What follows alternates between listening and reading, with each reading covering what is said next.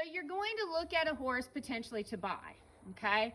Let me tell you right now, it's not the cost of the initial cost of the horse, it's everything afterwards that gets to be so costly. Particularly if you happen to get what I call a lemon.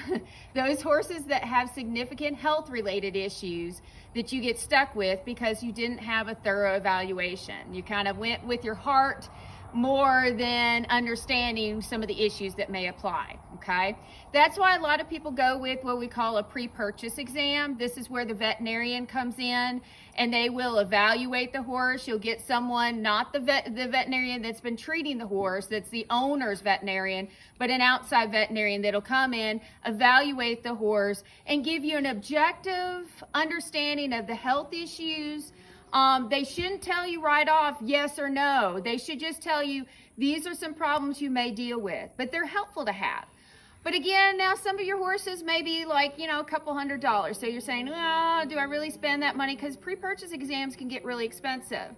One of the things, so here I have one of the older horses we got. We actually did a lease to purchase on her. So you'll see a lot of times in a lot of sales, they'll have like a 30-day trial. We actually leased her out for six months, okay? So within that 6 months, we had our veterinarian was there working with them. We were taking her to shows. So we got a chance to really know that what we were getting into. So again, if you're not gonna do a pre-purchase exam, even like a 30-day trial would be a good example here, okay? And so in that case, that's what we found out really quickly with her, what her health issues were, the cost involved with it because we had to maintain her, and whether we wanted to live with those costs. And obviously we did. Many years later, we still have her and love her. So good old Val Gal. So, but I want to go through some simple things you can do before you even decide to do that pre-purchase exam. So we're going to start at the head and work our way back. So at her head, we want to go ahead and look to make sure there's no discharge. The horse can see. You can see she's blinking as I put my hands around there. So we got responses there. If I'm talking or something, I should see her ear move, that she's listening. So she has good, from what I understand, good vision and good hearing. I should see that, again, there's no drainage from her nostrils. One thing I did notice on her early on, she breathes, her nose flares out a little more than what I would expect. And so that is something that I would watch, and our veterinarian has been watching, because you may be looking at a respiratory condition, a chronic one like He's, for example, or in her case that she has kind of the onset, the start of, which is very common in older horses in the South, anhydrosis. So she's using her respiratory tract to cool her down, to supplement where she may not sweat as much to cool down. So again, that's something we notice very early on. While I'm here, I can go ahead and measure her respiratory rate just by watching her flaring nostrils and see how many breaths per minute. The other thing, a lot of people neglect their teeth. If you've got a horse that is parrot mouth, so they're over at the mouth, or monkey mouth where their incisors are up in front, they can drop teeth or drop feed really easily. They can also not be easily bitted.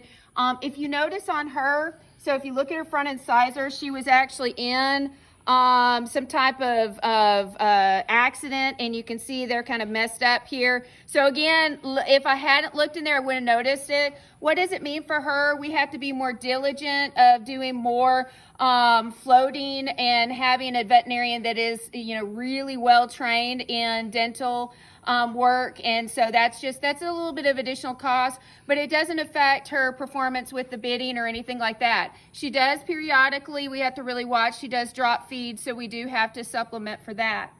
While you're in the mouth, then we'll go ahead and come to the side here and look at her incisors again. We can age our horse by the incisors. So the top corner incisor, if you look at that, and you can actually feel right down the bottom middle is what we call a Galvani's groove. So this, if you look at this corner top incisor, you can actually feel a groove. It's a little hard to see, but there's a groove right in that bottom corner there.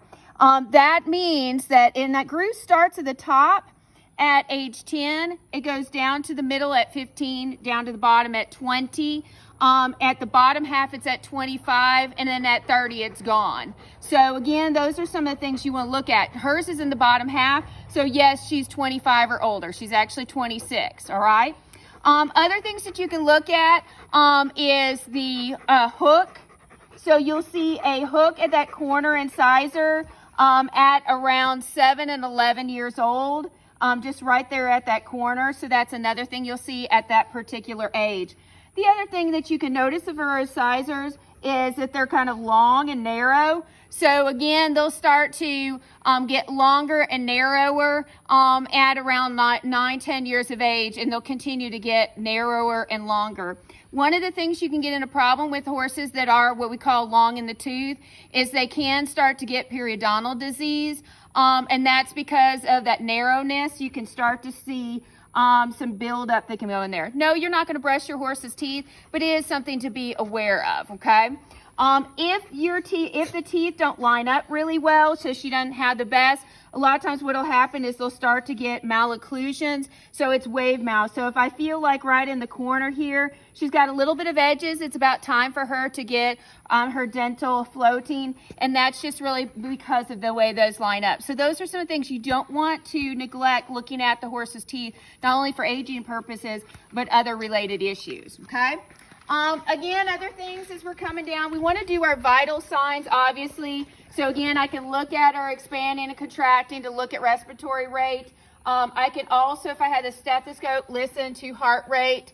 So I can do that. I also, if I have my stethoscope, I can listen to gut sounds just to make sure she's got normal. She should have plenty of gut sounds. If not, that would be a sign of colicky. And so those are some things. Also, I'll feel across the back. A lot of times I had a horse that has gastric ulcers. Sometimes they may be more sensitive across the back. That's something that you'll see. I had another horse that has polysaccharide storage myopathy, which is a muscular disorder. When he exercises, he gets really kind of sore across the back. So again, you can see I'm pressing across there. She's not sore. For 26 years old, she's actually fairly good across her muscle there. So again, palpating, feeling as you're doing your vital signs. Legs, when I look at her legs, I want to make sure she has no swelling, no irregularity, okay? As I look at her hoof, I want to make sure normal conformation, that she's not weak. If I had like a hoof tester, I would press on the toe to check, again, any sensitivity. This would be like if you had a laminitic horse, you'd use that hoof tester there, or press back here to see if she's sore across the heel. Again, even just palpating, a really bad navicular horse may have some soreness across the heel. But the only thing I see is she does have a crack coming across right here, okay? Cracks are usually pretty good. It just means farrier care wise, I'll probably need to put a shoe on until that crack grows out. But that's not a huge issue. Now, if I notice any like rings across on the hoof line there, again, any sensitivity in the toe or anything like that, I may think of a horse that maybe had foundered. But again, all I pretty much see is, you know, that crack. And of course, she is actually a little bit long. She needs to have her feet done. But outside of that, no real issue. But I do want to check to make sure she has no swelling. I don't want to see, this is where you could get into bow tendon. If you start to have some irregular swelling, you could have a high bow, middle bow, low bow. I also want to check for any kind of bulgy type of mass through here where muscle or bone will start to build up, and that'd be ring bone. As I look at her structure, hi Booby, my dogs want to get in the middle of all this. I want to make sure that she's nice and straight in her legs. Both when I view from the side, so she's standing a little over right now, but she's just not squared up.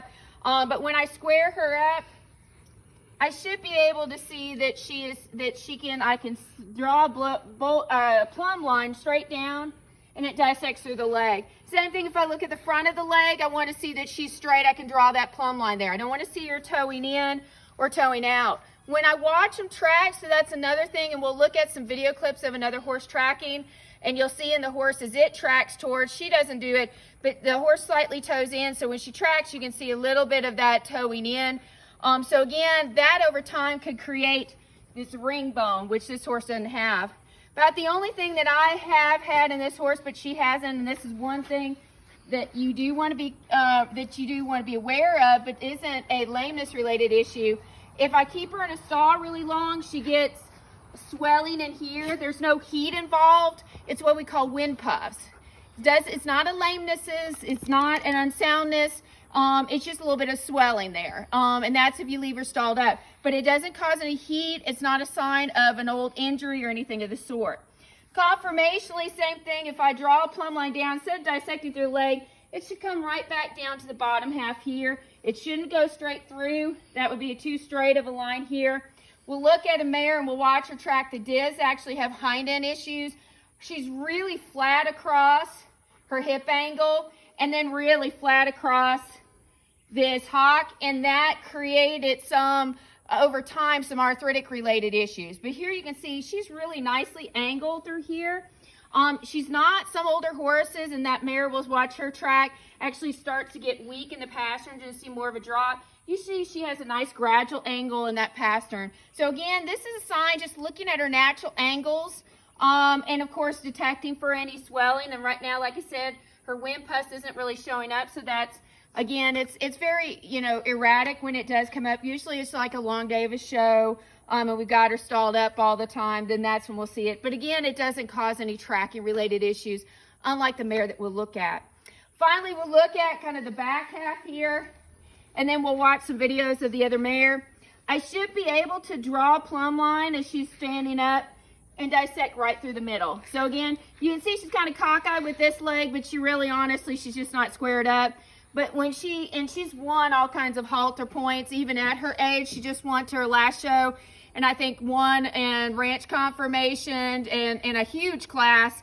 So she's won overall in halter. So she's a really good performance mare here in her halter classes. And so you can see why. So when she tracks really straight, and still, even at 26 years old, she's really sound.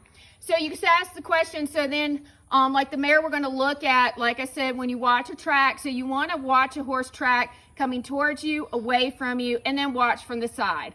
When you watch this other mare walk towards you, what you're going to find is she's slightly toed in, so you can see her kind of toe in a little bit. From when she walks from the side, what you're going to see, she's really base narrow. Like she comes in, this angle kind of goes off like this. So you can see her, she's really close as she tracks these back legs in there. That's putting a lot of strain, particularly like on her hock and even in her hip, and coming on down. When that line's not straight, that creates a problem. And then finally, when we look to the side, what we're really looking at is to see if she's got hind limb issues. We're going to see a hip bob. What's going to happen is, let's say if this leg was lame, that hip is going to come up higher than the other hip, okay? So we can see some of it when she's tracking away from us, this other mare. But when you look to the side, you'll really see that hip bob, that hind end come up. And it's real subtle lameness, but that's something you'll look for. If it was forelimb lameness, what you'll see is a head nod. So you'll see that head come up as that lame limb goes down. And in the mare, the video you look at, she doesn't have, it's just in her hind end. You will sometimes get a false positive where they'll end up having a head bob, but they'll also have a hip bob. If a horse is really lame in the hind end, so when you watch this video, you'll notice her head is not bobbing, so she's not severely lame. But if, for example, this mare was really unsound here, she would lift this hip up higher as this foot comes down, and then she'd drop that head lower and over diagonally to really push that weight, get that weight off of this lame leg, okay? So a lot of times people just look at the head first and say, oh, they must be sore in the front end. And what we'll find is, no, it was in the hind, it was just hidden. So you always going to want to rule out the hind end, then go to the head. Now, do watch, like we have gaited horses. A lot of gaited breeds, like your walking horse and foxtrotter, will naturally have a head bob. And your foxtrotter, actually, in their foxtrot, will have kind of a hip bob. They'll be shaking with their hip. The difference is it's symmetrical, okay? So what that means is that head bob in that walking horse, it'll go up and down evenly no matter what front leg is going down. And your foxtrotter, that foxtrot will kind of have this back and forth with his hip, but it'll be equal. So what we're looking for is asymmetry, okay? And the best way to really see, to bring out that subtle lameness and that asymmetry is, again, on hard surface and at a trot. Now, keep in mind, some of your gaited horses, we won't see that trot, so it becomes a little harder. And that's probably the hardest thing to do in gaited horses, is diagnose really subtle lamenesses. But again, do your palpations. Notice, do they feel, like if I push on her, if she dances off, or she gets on her and tries to kick at me, that may be a sign of potential lameness. So again, those are things I can do if I can't really visualize tracking them. But we'll go ahead and watch in these other videos, and you can see the horse track off, and just look for that hind limb lameness, and you'll be able to see it along with some of the structural defects as the horse is coming towards and away, and even from the side. Uh-oh.